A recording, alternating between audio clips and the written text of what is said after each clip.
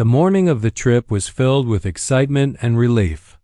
After months of planning and working non-stop, I was finally heading out for a well-deserved 2-week vacation to the mountains.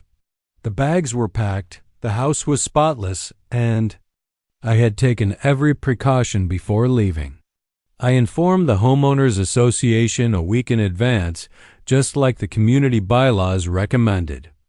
I even emailed Karen, the acting HOA President, directly, though she didn't reply, which wasn't surprising. Karen rarely responded to anyone unless it gave her a chance to enforce some petty rule. Still, I didn't expect any trouble. I double-checked everything. The lawn had been trimmed 2 days prior, the garbage bins were pulled back in, and the front door security camera was activated. My neighbor, Mr. Daniels, agreed to keep an eye on the place and collect any stray mail. It was early summer, and nothing seemed out of the ordinary, just quiet streets, chirping birds, and the promise of a peaceful break from city life. As I drove away, I glanced at the house in the rearview mirror. It wasn't a mansion, but it was my dream home, something I had worked tirelessly to afford. A 3-bedroom brick house with a white porch and flower beds. I maintained myself. Every inch of it had my sweat, savings, and pride invested. I had no idea it would be the last time I'd ever see it standing. The drive was long, but scenic, and once I arrived at the cabin, I unplugged completely. No email, no news, no phone calls. Just nature and the sound of silence. For the first few days, it was perfect.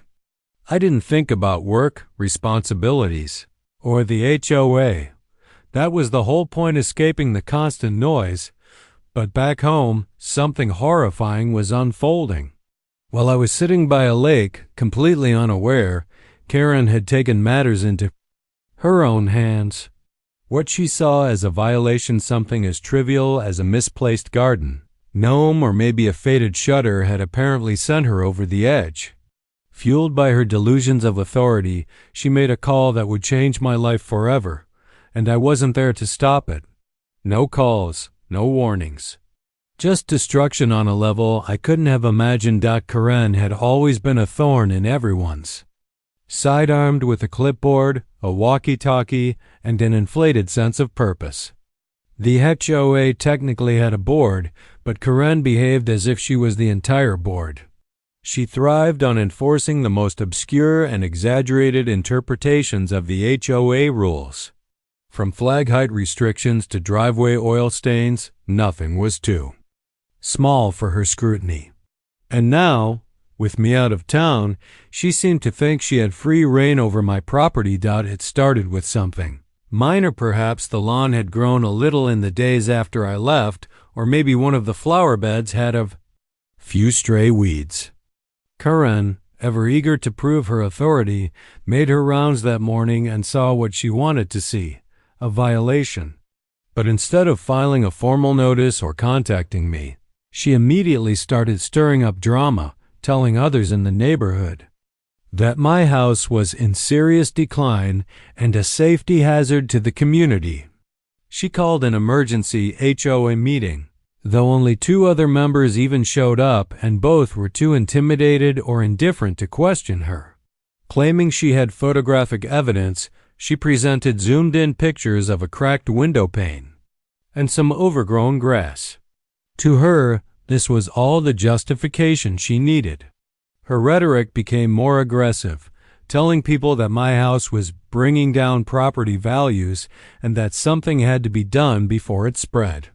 Karen, whose background was in real estate, often talked as if she were a city official. In reality, she had no legal authority to make structural decisions, let alone order a demolition. But that didn't stop her. She contacted a local demolition crew under the guise of emergency HOA action, presenting herself as an authorized community representative. With fake documentation printed on HOA letterhead she probably created herself, she scheduled the bulldozer to arrive the following morning. There were no court orders, no permits. No consultations with the city or law enforcement. Just Karen, her paranoia, and a bulldozer on standby. The crew, unaware of the legal mess, believed they were performing a legitimate teardown on an abandoned or condemned house. Karen assured them everything was handled, all while grinning smugly in front of her security camera. To her, this wasn't madness, it was justice. To everyone else, it was pure insanity in slow motion. It happened just after 7 a.m. The neighborhood was quiet, wrapped in the soft light of early morning, when the rumble of heavy machinery shattered the silence. A massive yellow bulldozer rolled down the street, escorted by a flatbed truck and a couple of workers in reflective vests. Most of the neighbors peeked through their blinds, confused.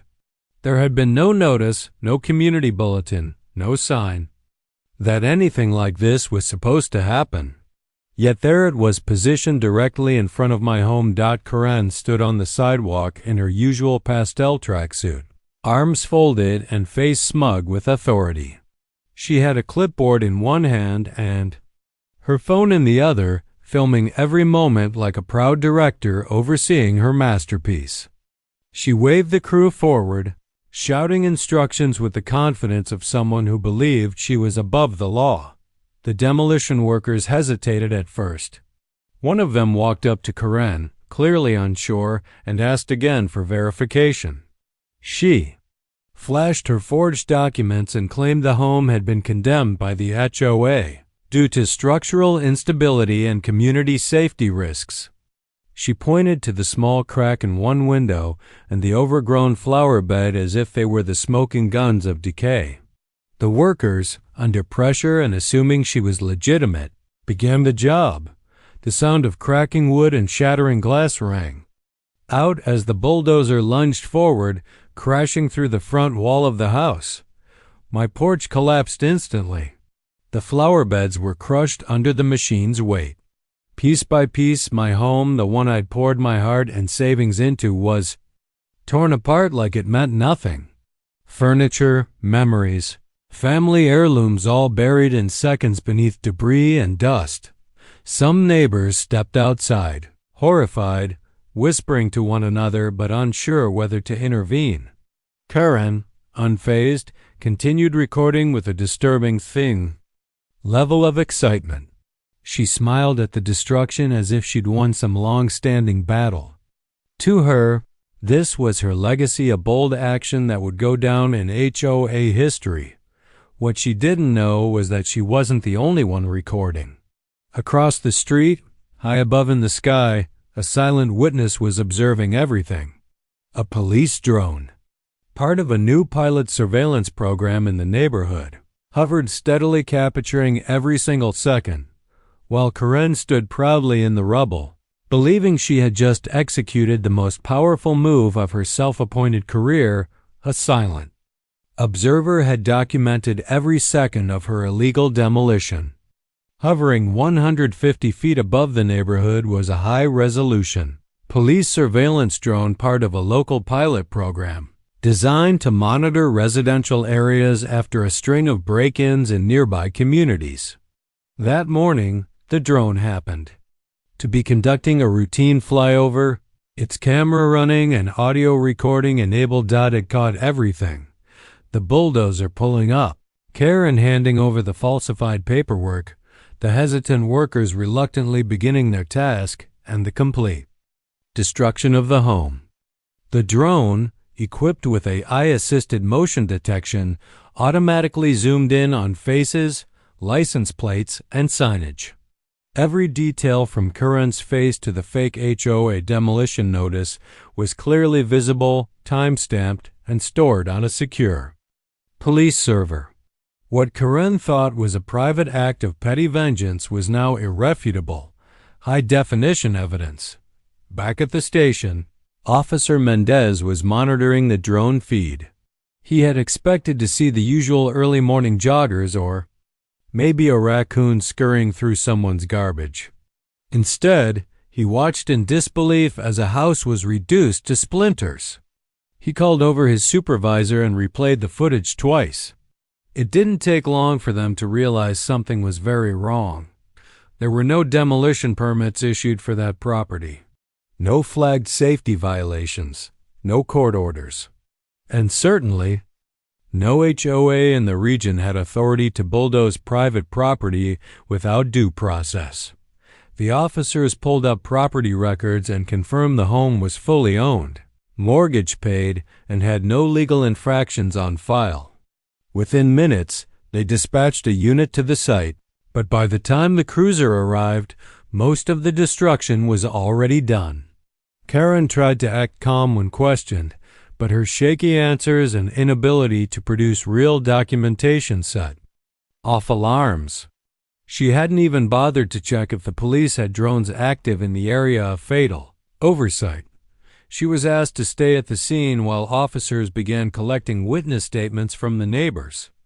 Meanwhile, the drone footage was already being backed up and flagged for evidence in what was rapidly becoming a criminal investigation. Karen was no longer just a nosy HOA president. She was now the central figure in a case of felony property destruction, one that the police had caught from the sky.